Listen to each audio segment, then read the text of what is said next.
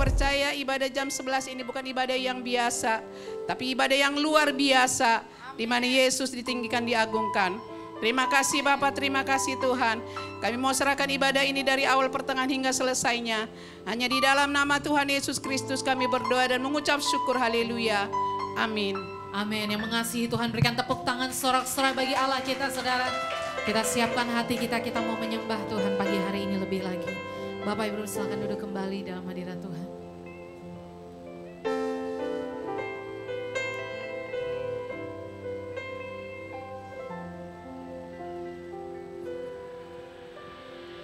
Hanya Kau tempatku berlindung, hanya Engkau laguku dan kekuatanku. Izinkanlah ku datang menyembah, membawa syukurku.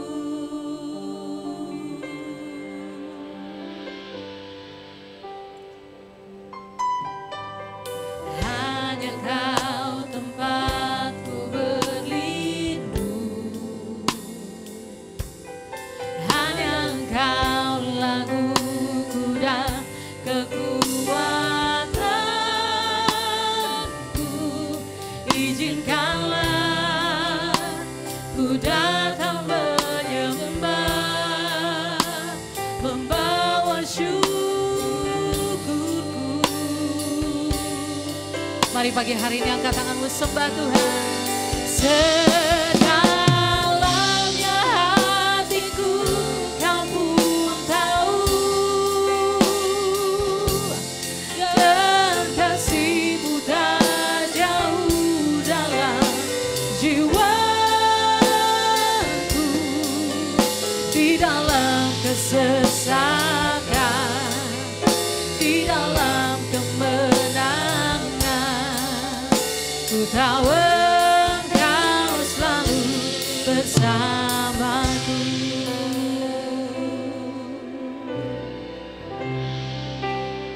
Hanya Kau satu-satunya Tuhan. Hanya Kau tempatku berlindung, oh hanya Kau, hanya Engkau laguku dan kekuatanku. Izinkanlah ku datang menyembah, membawa syukurku.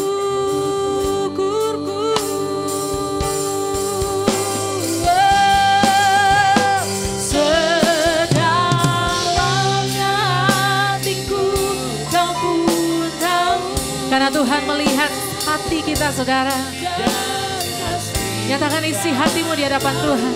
Lebih lagi sembah Tuhan.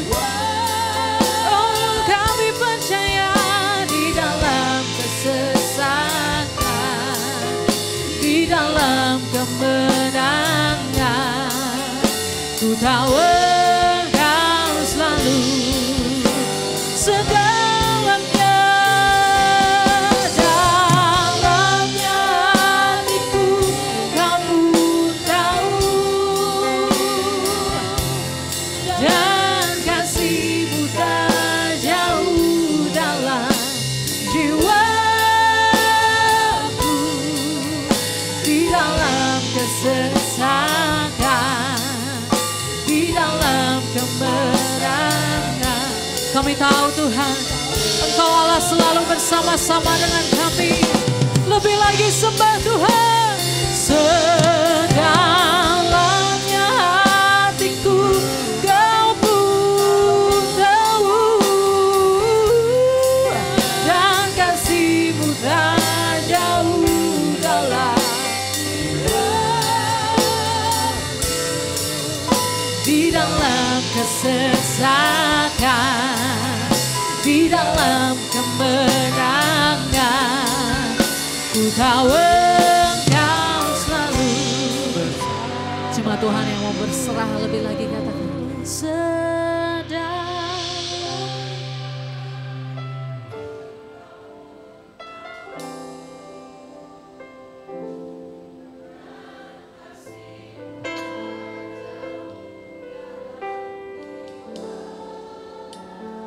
Di dalam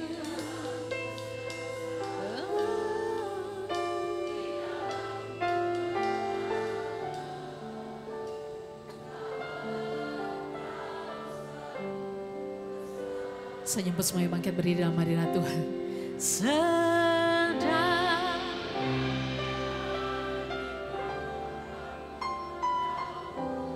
mungkin kiri kanan saudara tidak tahu apa isi hati saudara saat ini. Namun Dia Tuhan yang tahu. Dia Tuhan yang mengerti. Dia Tuhan yang peduli. Di dalam kesesakan, di dalam kemenangan, Ku tahu Engkau selalu. Haleluya. Sedalamnya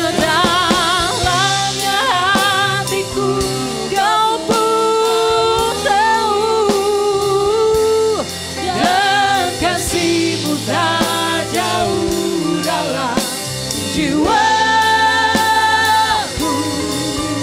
di dalam kesesakan, di dalam kemenangan. Ku tahu Engkau selalu bersamaku. Oh, sedalamnya hatiku Kau pun tahu, dan kasih-Mu tak jauh dalam jiwaku, di dalam kesesakan, di dalam kemenangan. Ku tahu Engkau selalu bersama, di dalam, di dalam kesesakan, di dalam kemenangan. Ku tahu Engkau selalu. Saudara yang percaya lebih lagi angkat suara, bukan angkat. Di dalam kesesakan, di dalam kemenangan. Ku tahu Engkau selalu bersamaku. Haleluya. Kami tahu Tuhan Kau beserta kami selamanya. Kami sembah, kami muliakan nama-Mu, Yesus Tuhan. Mari lebih lagi angkat suara bersembah Tuhan. Haleluya.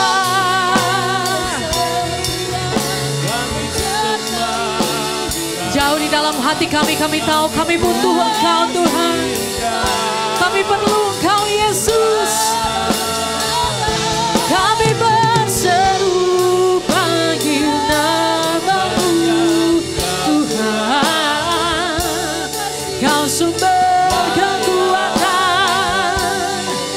sumber kemenangan kami.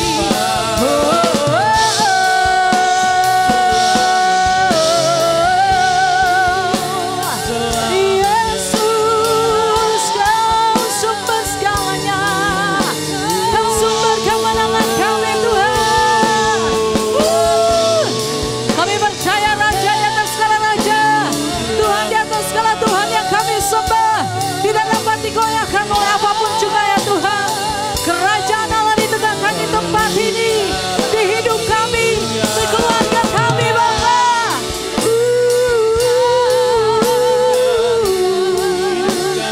Haleluya.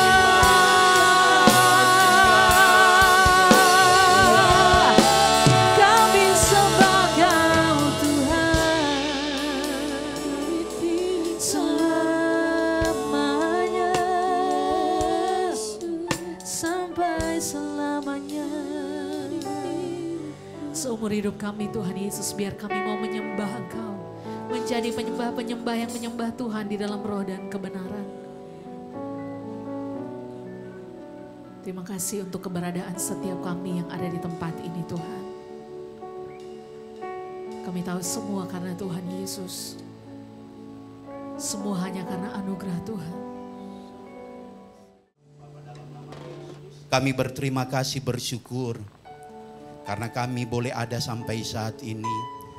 Tuhan boleh izinkan untuk kami hidup, bergerak, bernafas. Dan kami mengambil keputusan untuk ada di rumah Tuhan. Karena hari ini adalah hari Tuhan. Yakinlah kami, pujian yang kami sudah nyanyikan menyukakan hati Tuhan. Dan berkat Allah besar indah dalam hidup kami. Saatnya untuk kami mau mendengarkan firman-Mu. Berfirmanlah bagi kami, urapi hamba-Mu, urapi kami semua yang mendengar. Percaya kami pulang ada kemenangan, ada lawatan, ada berkat Tuhan, ada perubahan. Karena Tuhan bekerja bagi kami semua. Kami siap untuk mendengarkan firman-Mu, penuh syukur. Dalam nama Tuhan Yesus Kristus. Haleluya.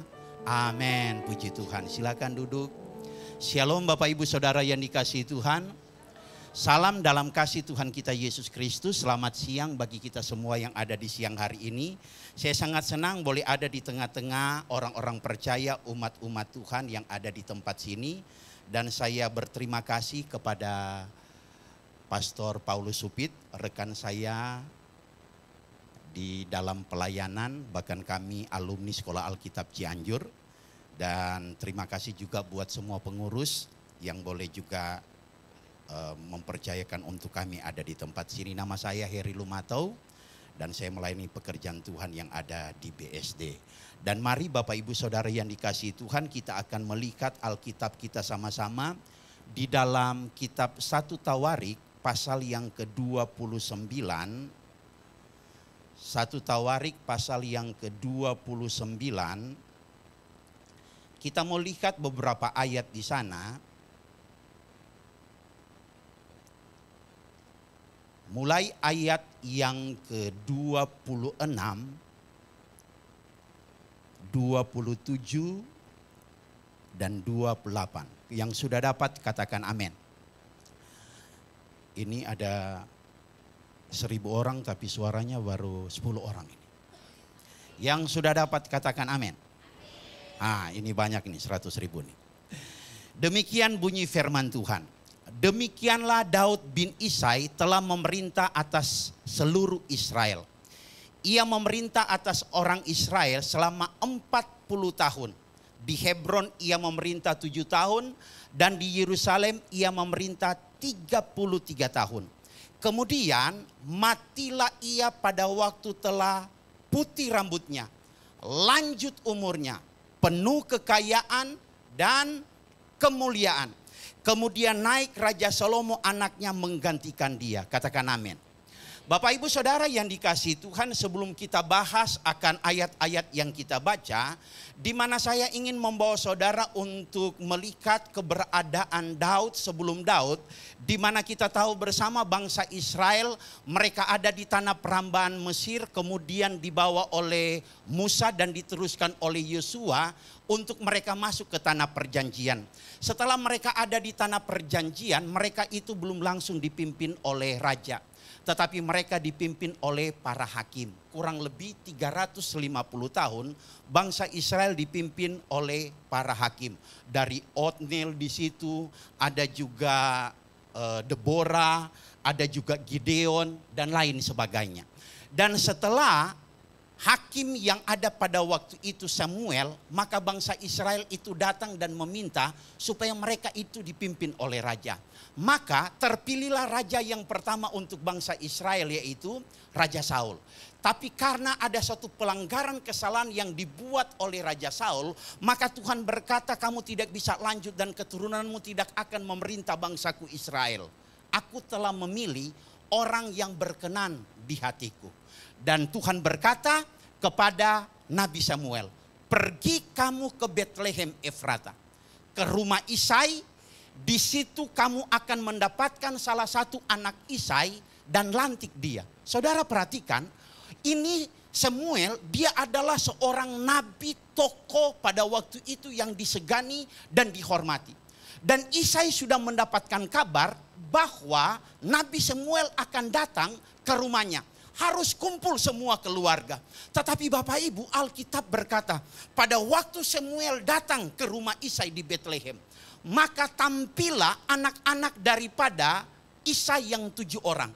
Karena Daud itu memiliki kakak beradik, mereka semua jumlahnya 8 orang. Dan Daud itu anak yang paling bungsu. Ada Eliab, Aminadab dan lain sebagainya.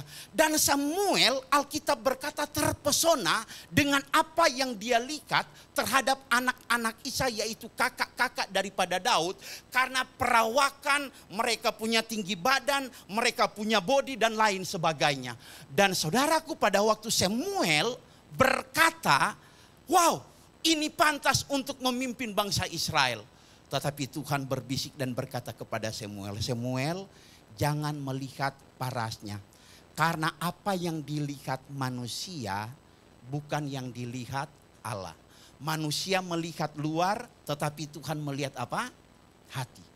Dan pada waktu Samuel mendengarkan akan hal itu, dia terkejut dan berkata kepada Isai, Isai, apakah ini semua anakmu?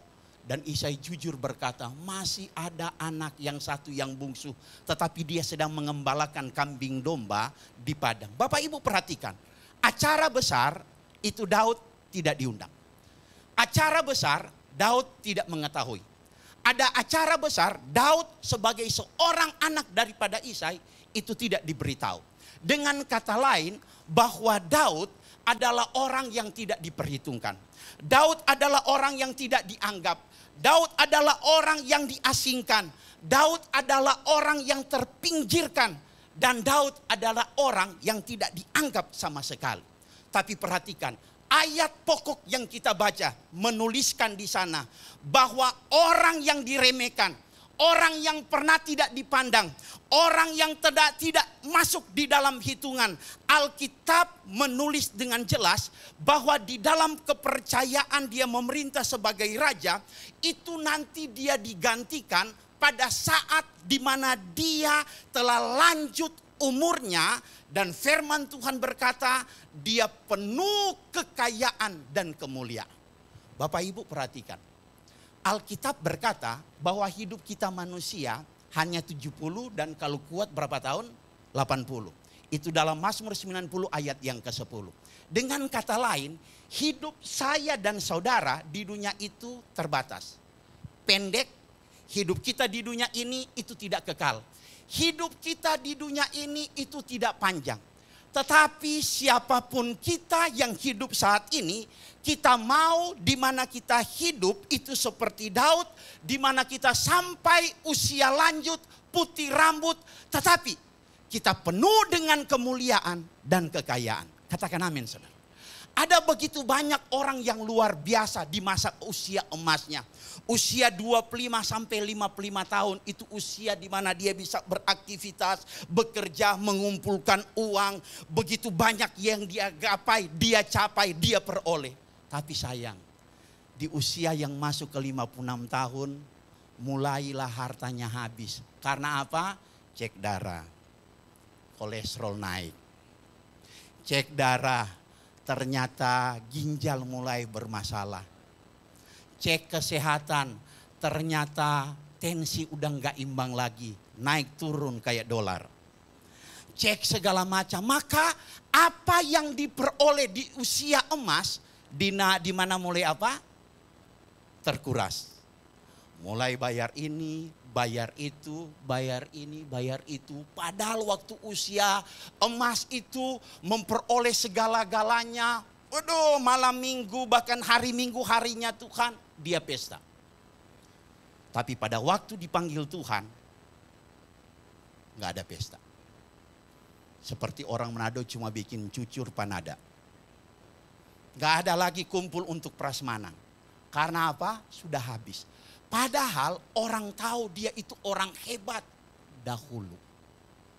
Bapak Ibu, maukah kita untuk melihat hidup kita itu memiliki panjang umur, penuh kemuliaan dan kekayaan? Haleluya. Haleluya. Saya terlalu percaya kita mau, nggak usah malu-malu. Tetapi untuk kita memperoleh seperti apa yang diperoleh oleh Daud, kita harus mengerti akan rahasia firman Tuhan, yaitu hukum, hak, dan kewajiban. Alkitab berkata, Tuhan berkata bahwa beribadalah kepada Tuhan, Keluaran 23:25, maka roti dan airmu akan apa? Diberkati. Beribadah dulu, baru kemudian diberkati. Amin.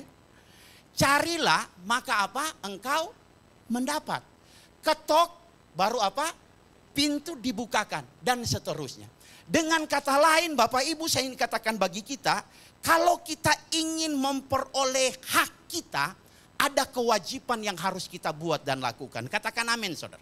Betul, keselamatan bahwa dengan iman kita mulut mengaku, hati percaya Yesus Tuhan yang mati tetapi bangkit pada hari yang ketiga, kita otomatis itu selamat, maksud surga. Tetapi untuk kita meraih akan setiap janji Tuhan, kita harus tahu hak dan kewajiban. Itu sebabnya Injil Matius berkata pasal yang ke-6, carilah dahulu kerajaan Allah dan kebenarannya, maka apa? Semuanya akan ditambahkan kepadamu. Jangan lu minta tambah kalau belum cari kebenaran. Itu sebabnya saya ingin membawa saudara untuk melihat apa rahasia yang dibuat oleh Daud sehingga semua yang dia inginkan peroleh itu tercapai.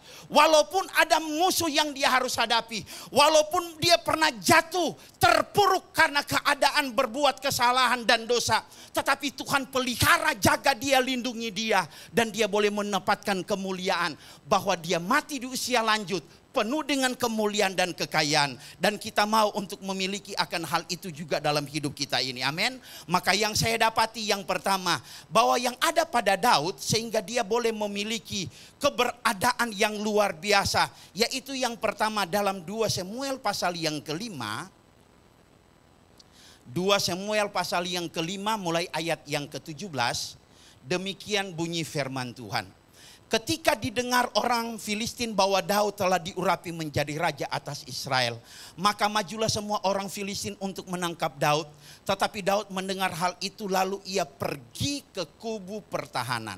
Ayat 18, ketika orang Filistin itu datang dan memencar di lembah Refaim, ayat 19 berkata apa? Bertanyalah Daud kepada Tuhan, apakah aku harus maju melawan orang Filistin? Akan kau serahkan mereka ke dalam tanganku? Tuhan menjawab, majulah, sebab aku pasti akan menyerahkan orang Filistin itu ke dalam tanganmu. Bapak Ibu, perhatikan bersama. Bahwa yang pertama saya dapati, bahwa Daud itu dia boleh memiliki kemuliaan, kekayaan, bahkan hidupnya itu sampai usia lanjut. Karena Daud memiliki hubungan yang intim dengan Tuhan. Daud pernah berkata bahwa saat dia akan menyanyi bagi Tuhan 7 kali itu dalam sehari. Bahkan Daud pernah berkata bahwa aku akan tinggal di rumah Tuhan apa? Seumur hidupku. Dengan kata lain, cinta Daud kepada Tuhan dahsyat, indah dan luar biasa. Kita tahu bahwa kita ini perlu Tuhan karena kita ini cuma debu tanah adanya. Kita itu dihembusi nafas oleh Tuhan sehingga kita ada. Dan kalau kita tahu bahwa Tuhanlah yang menjadi sumber hidup, menjadi sumber segala-galanya dalam perjalanan hidup kita, maka otomatis kita mau senantiasa mencari Dia untuk hidup intim dengan Tuhan. Haleluya.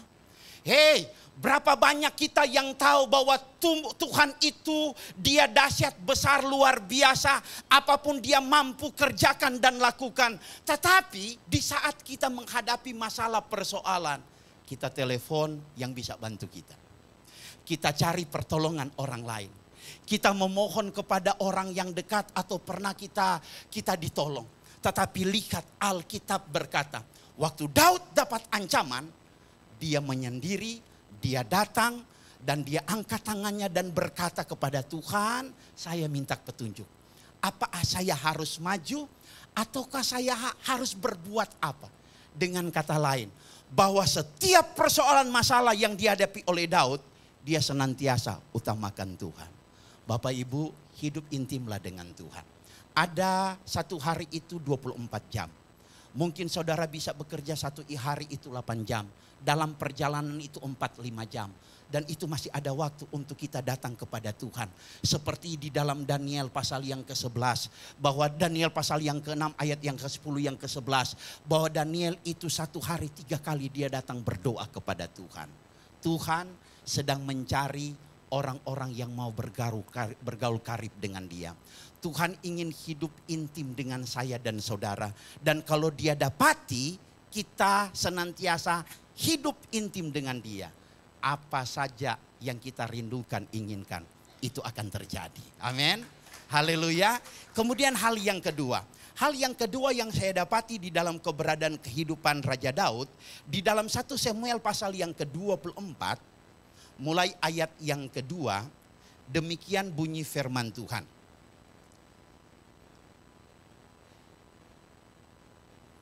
Ketika Saul pulang sesudah memburu orang Filistin, itu diberitahukanlah kepadanya demikian. Ketahuilah Daud ada di padang gurun En-Gedi.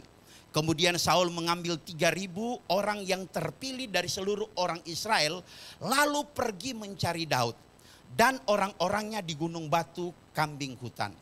Ia sampai ke kandang-kandang domba di tepi jalan. Di sana ada gua dan Saul masuk ke dalamnya untuk membuang hajat. Tetapi Daud dan orang-orangnya duduk di bagian belakang gua itu. Selanjutnya, lalu berkatalah orang-orangnya kepada Daud, telah tiba hari yang dikatakan Tuhan kepadamu. Sesungguhnya aku menyerahkan musuhmu ke dalam tanganmu. Maka perbuatlah kepadanya apa yang kau pandang baik. Maka Daud bangun lalu memotong punca jubah Saul dengan diam-diam. Bapak Ibu Saudara boleh baca ayat selanjutnya. Tetapi dengan kata lain, bahwa kita tahu bersama setelah Daud dilantik menjadi raja, dia belum langsung ada di singgasana. Dia belum langsung memerintah.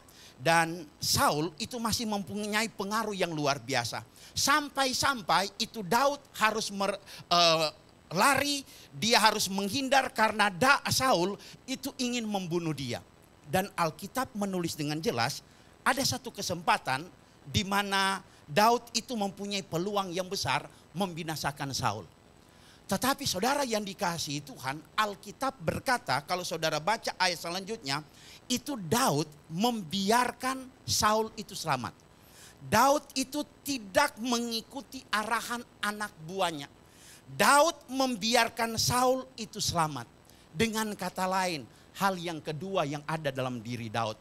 Walaupun dia disakiti, walaupun dia dikhianati, walaupun dia dikejar-kejar, walaupun dia mungkin mau dibinasakan. Tetapi pada waktu dia bertemu dengan orang pelaku yang memusuhi dia, Daud tidak mengambil kesempatan untuk berbuat jahat. Daud memberikan maaf, Daud memberikan pengampunan. Katakan amin saudara.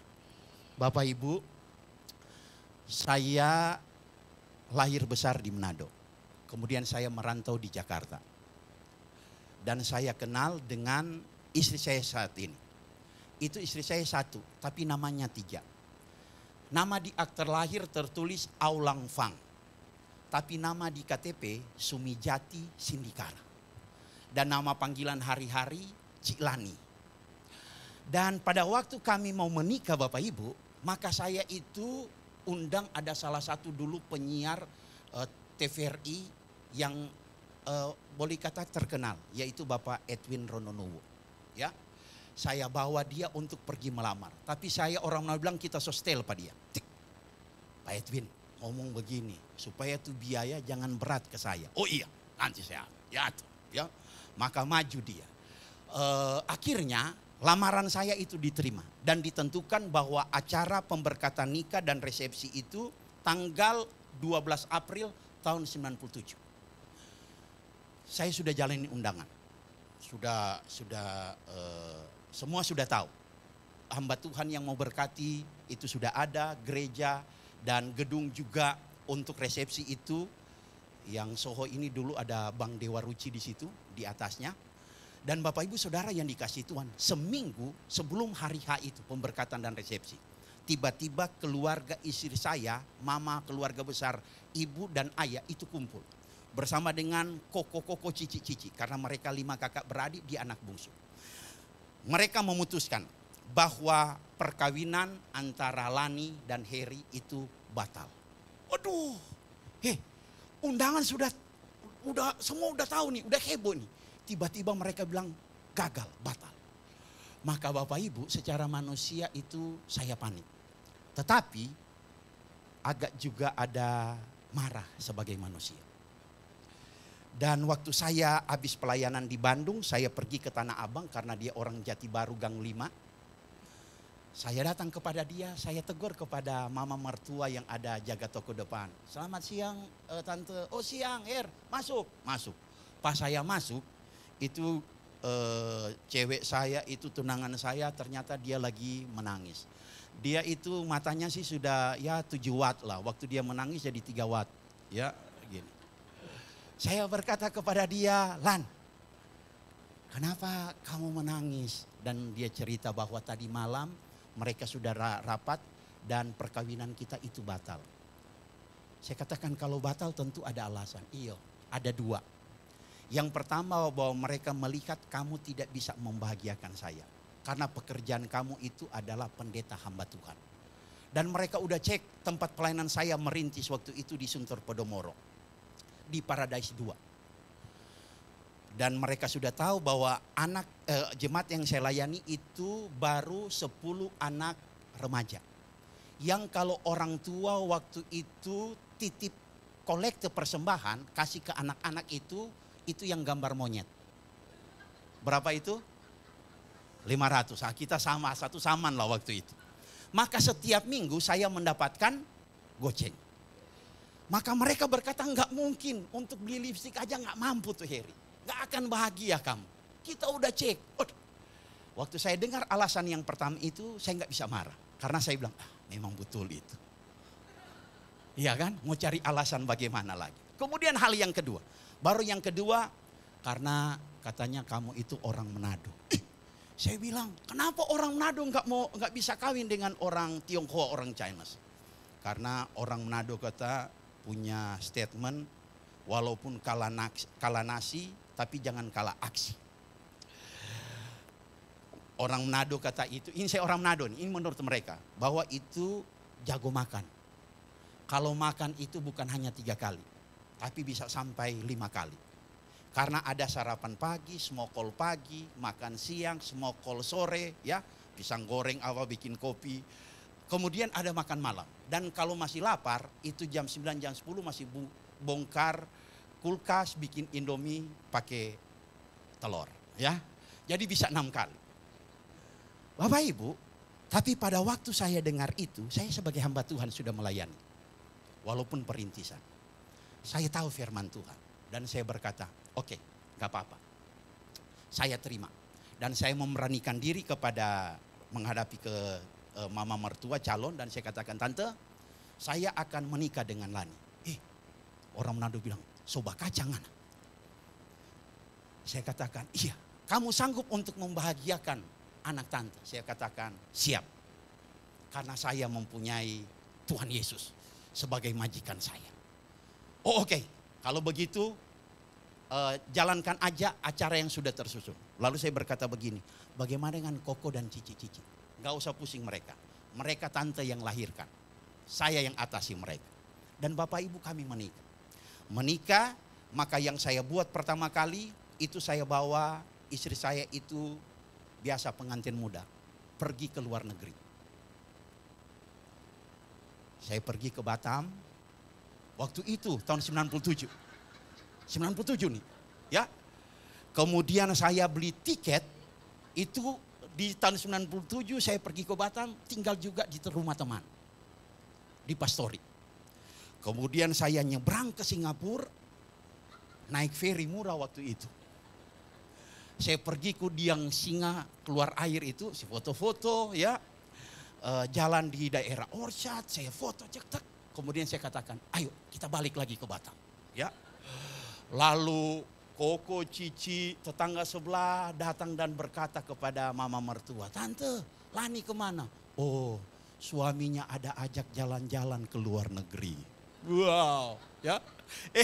Bapak Ibu, saya ingin katakan bahwa singkat cerita, saya itu lama untuk diterima dalam keluarga ini. Karena keluarga istri saja adalah keluarga bisnis, pengusaha, mereka mempunyai perusahaan dan lain usaha dan lain sebagainya.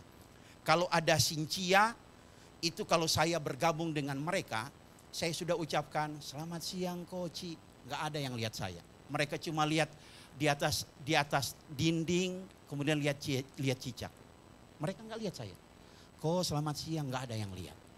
Tapi saya nggak simpan amarah dendam. Saya tetap mengasihi mereka. Sampai suatu waktu di mana ada Cici yang tertua, itu Langfang, dia sebagai akunting pribadi dari Rudi Hadiswarno. Akunting. Tiba-tiba dia mendapatkan suara yang selalu berkata waktu dia mau tidur, kamu itu harus gantung diri. Karena waktu masa remaja di Tanah Abang dia melihat ada seorang ibu itu gantung diri. Dan itu suara terus tiap hari. Gantung diri, gantung diri.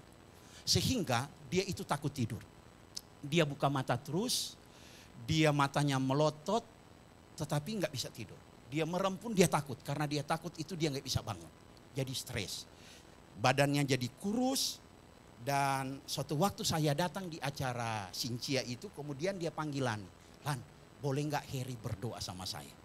Dan saya datang dan berkata, oke, saya kasih firman, dan akhirnya dia dibaptis menjadi jemaat saya. Koko yang kedua, yang paling serem sekali. Usia 56 tahun dia pada waktu itu.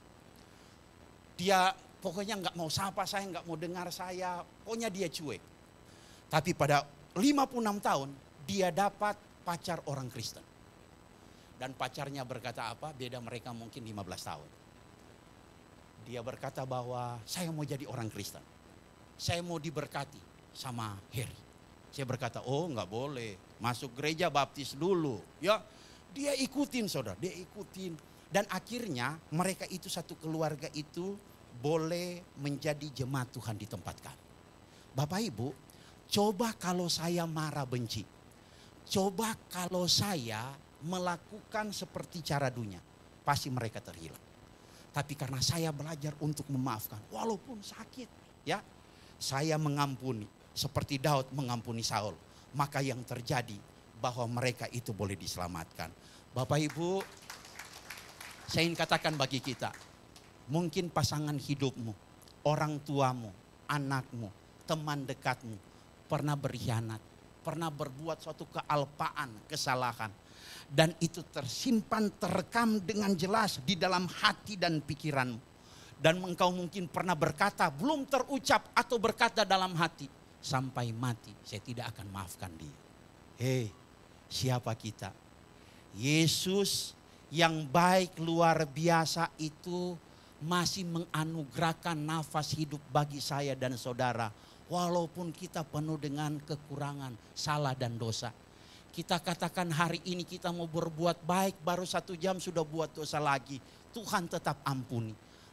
Masa sama pasangan hidup, orang tua, anak, teman dekat, kita masih simpan dendam? Ampuni. Ampuni kalau saudara ingin melihat hidupmu penuh kemuliaan, umur panjang dan kekayaan. Haleluya, haleluya. Kemudian hal yang terakhir Bapak Ibu, dalam 1 Tawarik pasal yang ke-29. 1 Tawarik pasal yang ke-29 mulai ayat yang pertama. Demikian bunyi firman Tuhan. Berkatalah Raja Daud kepada segenap jemaat itu, Salomo anakku yang satu-satunya dipilih Allah adalah masih muda dan kurang berpengalaman. Sedang pekerjaan ini besar, sebab bukanlah untuk manusia bait itu, melainkan untuk Tuhan Allah. Dengan segenap kemampuan aku telah mengadakan persediaan untuk rumah Allahku, yakni emas untuk barang-barang emas, perak untuk barang-barang perak, tembaga untuk barang-barang tembaga, besi untuk barang-barang besi, dan kayu untuk barang-barang kayu. Batu permata Shalom dan juga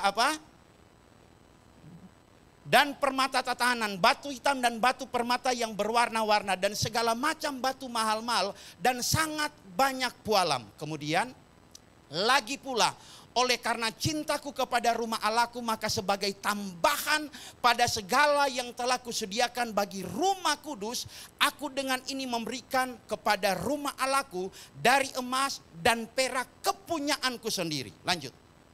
3.000 talenta emas dari emas Ofir dan 7.000 talenta perak murni untuk menyalut dinding ruangan. Bapak Ibu, yang ketiga, saya dapati bahwa kenapa Daud itu boleh memiliki kemuliaan, usia lanjut dia mati, dan penuh dengan kekayaan. Karena ternyata Daud itu dalam pribadinya, itu dia senang membagi.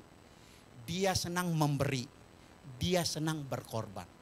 Ini dikatakan bahwa Daud memberikan itu begitu banyak emas, begitu banyak perak. Saudara yang dikasihi Tuhan, yang saya ingin katakan dalam hidup kita, kita itu lahir kosong. Kita pun pulang dengan kosong. Tetapi waktu kita lahir di tempat sini, kemudian dalam perjalanan waktu kita dapati hidup kita itu boleh diberkati, boleh senantiasa penuh dengan kemuliaan, itu bukan karena kita, tapi karena Tuhan. Dan kalau kita mau untuk melihat bahwa kita tetap diberkati oleh Tuhan, jangan lupa rahasia, yaitu untuk terus membagi dan memberi. Amin. Bapak Ibu, saya ini dari keluarga yang cukup menderita. Saya lahir itu di kota Manado sama-sama dengan ada nih rekan saya tadi, saya kaget juga dia datang di depan, Ibu John, ya. Dia itu anggota dewan di Minahasa di Manado itu 2 periode, saudara. Ya. Tapi kita punya hidup waktu masa kanak-kanak itu beda-beda tipis. Tapi dia masih lebih dari saya.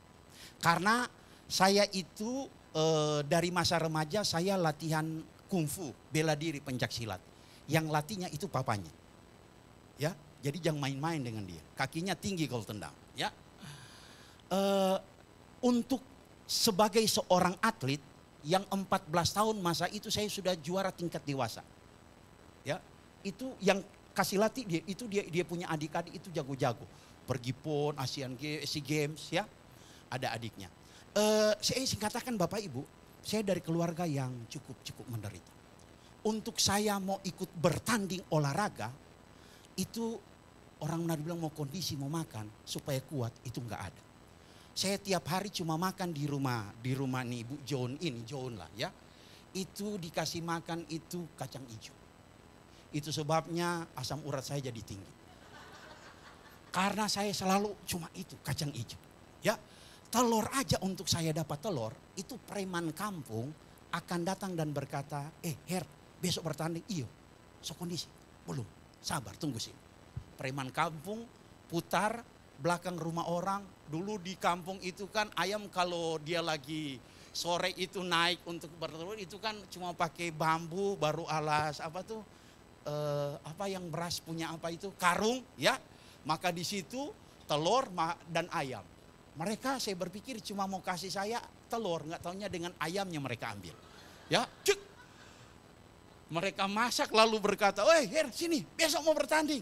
Kondisi dulu makan. Saya berkata, dari mana ini? Sudah berkat Tuhan.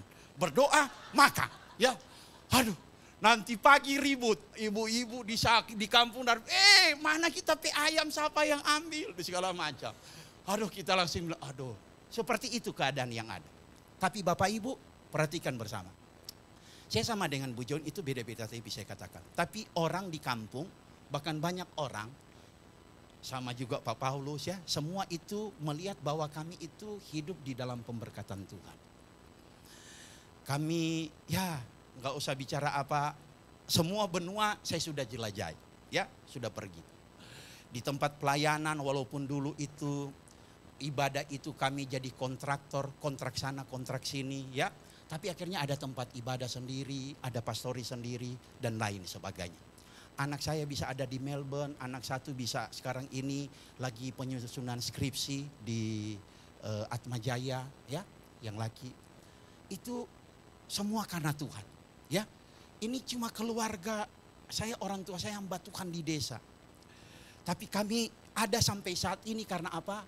Kami belajar untuk membagi dan memberi. Kami pernah satu tim lama dengan Pak Pendeta Paulus. Rumahnya dulu itu di Tebet, itu sering kami mengadakan doa semalam suntuk. Sebelum kami ke daerah, beliau Bapak Gembala Saudara itu jago berkobar. Sampai saat ini dia jago lah ya. Saya udah kenal lama lah. Itu segala sesuatu, kalau cuma mau kumpul-kumpul, cuma ngopi, kita punya dompet, duit itu nggak berlaku. Di kita, sudah jangan ya, seperti itulah. Bapak Ibu itu sebabnya saya nggak heran dia terus diberkati. Dan saya itu ada sampai saat ini karena saya belajar untuk membagi. Waktu saya membeli tempat ibadah tanah dan bangunan gereja selesai itu 16 kali 20. Tapi di samping itu saya bangun pastori di atas yaitu 6 kali 20. Kemudian datang guru sekolah minggu dan berkata, Om, ini ruangan sekolah minggu kita udah nggak ada karena jemaat udah tambah banyak. Jadi kami perlu kelas yaitu 4 kelas. Mau bagi dari anak bayi semua segala macam sampai kelas 1 SMP, kelas 2 SMP. Ya, jadi kami nggak ada kelas. Saya udah tahu ini. Aduh, ini tanggung jawab nih, beban. Maka saya berkata begini kepada guru-guru sekolah minggu dan juga majelis. Oke, ini pastori 6 kali 20 itu saya serahkan untuk jadi ruang kelas. Dan mereka berkata apa? Pak Gembala nanti tinggal di mana? Dan saya berkata nanti saya jadi kontraktor lagi. Kontrak sana, kontrak sini. Ya. Tapi Bapak Ibu tahu enggak? Pada waktu mereka menghadap saya hari Minggu, hari Senin itu datang satu jemaat yang sudah hilang dari gereja kami itu hampir 4 tahun. Dia dulu sekretaris gereja. Kemudian dia datang dan dia berkata sama istrinya bahwa kami akan kembali bergereja di tempat sini. Saya katakan gereja sini bebas untuk menerima siapapun yang datang. Lalu dia berkata begini, tapi Om, kami kembali itu kami juga mau bayar hutang kepada Tuhan. Saya berkata, oh ya, iya, hutang yang harusnya Om terima. Kemudian dengan suara yang agak berwibawa beda sedikit, saya langsung kasih intonasi agak tinggi. Memang berapa Bapak berhutang sama Tuhan? Oh kalau mau hitung-hitung kurang lebih 1 M. Gak ada yang amin. 1 M banyak Bapak Ibu. Beli kuaci itu nyambung terus lewat Priuk. Banyak ya. Tapi waktu itu saya berkata begini kepada dia. Pak, saya nggak bisa untuk menerima uang Bapak karena Bapak itu tidak lagi berjemaat di tempat sini. Kemudian dia berkata apa? Om, di daerah BSD ini itu kami sudah hitung gereja itu hampir ada 60 ada. Tapi kenapa kami kembali lagi di tempat sini? Karena istri saya itu nggak bisa tidur malam. Karena kalau dia tidur malam ada suara yang berkata, kamu tutup mata, besok nggak bisa buka mata lagi. Dengan kata lain mati. Maka itu ibu dia buka mata terus sambil tidur. Dan akhirnya stres. Bawa ke dokter jiwa. Sampai dia berkata, aduh Om, untung istri saya ini nggak keluar jalan, maaf kata, sambil telanjang. Jadi kami ingin balik dan Om harus terima. Dia bawa amplop kuning, ada isi uang, itu hampir 100, dia taruh di meja. Tapi saya berkata begini, saya nggak akan terima uang Bapak Ibu. Tapi kalau Bapak Ibu mau, berikan saya rumah pastori. Ya langsung terus terang, karena kemarin udah janji sama guru sekolah minggu majelis, itu pastori mau kasih ya yang kita duduk. Jadi kalau ada, dia langsung berdiri dan berkata, Om pilih, mau di sektor mana? Kami ada rumah. Saya katakan yang dekat-dekat gereja aja. Jadi kalau hamba Tuhan juga ditantang jemaat, ya binatang pura-pura mati lah, jangan terlalu tunjukin yang paling gede. Enggak, saya bilang yang dekat gereja aja. Dia berkata, wah di sektor 1 ada 1.500 meter di sini. Sebelah saya bilang yang dekat gereja aja. Dan Bapak Ibu dapat, itu di dekat gereja. Saudara tahu, waktu ke notaris itu sebelum balik nama, dia berkata, apakah transaksi jual beli sudah lakukan? Ini Bapak langsung berkata, oh enggak Pak Notaris, kami menghibahkan rumah ini ke Bapak ini. Dia enggak bilang pendeta. Itu notaris sekarang yang berdiri dan berkata, Bapak Ibu enggak kena hipnotis. Kenapa zaman sekarang ini masih ada orang yang berani di BSD kasih rumah ke orang lain? Harga rumah sekarang itu ya 3M lebih adalah sekarang. Bapak Ibu, langsung di mana ternyata menghibahkan itu kena juga pajak jual beli. Dan itu dibayarkan oleh orang ini, ya, yang kasih. Dan saat ini jemaat itu jadi setia. Lihat, saya cuma kasih 6 kali 20 ke anak-anak sekolah minggu untuk mereka pakai. Besokannya Tuhan langsung ganti. Beri kemuliaan dong bagi Tuhan. Bapak Ibu, di dalam pelayanan pekerjaan Tuhan, kita yang sudah ditolong diberkati oleh Tuhan. Jangan lupa pelayanan pekerjaan Tuhan.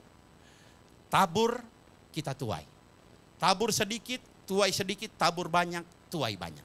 Dan saya terlalu percaya janji Tuhan itu ya dan amin. Dan kalau saudara ingin melihat janji-janji Tuhan berlaku dalam hidupmu, biarlah Tuhan juga mau lihat kita bukan hanya menuntut hak, tetapi ada kewajiban yang kita buat. Tuhan Yesus berkati kita semua.